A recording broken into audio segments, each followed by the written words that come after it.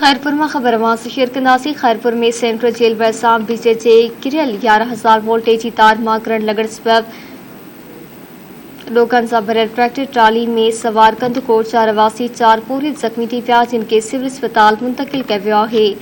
Current लगण सबब जख्मी थियल पोरियतन में माशूक भंगवार, हमादुल्ला सुल्फकार ऐं शासिफ शामिल आहिनि।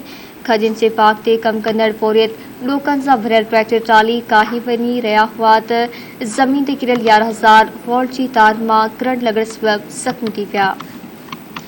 खैरपुर में यह खबर अवां शेयर कई पिया। खैरपुर में सेंट्रल जेल भरिसां बीजे किरियल 11,000 वोल्टेज जी तार मां करंट लगण सबब लोकन सां भरियल ट्रैक्टर ट्राली में सवार कंद कोट जा रवासी 4 पूरे ज़ख्मी थी पिया, जिनके सिविल अस्पताल मुंतकिल किया वियो आहे। करंट लगण सबब ज़ख्मी थियल पोरियतन में माशूक भंगवार, हमादुल्ला सुल्फकार ऐं शासिफ शामिल आहिनि। खजिन जे बाग ते कम कंदड़ पोरियत लोकन सां भरियल ट्रैक्टर ट्राली काही वञी रहिया हुआ त ज़मीन ते किरियल 11,000 वोल्टेज जी तार करंट लगण सबब ज़ख्मी थी पिया।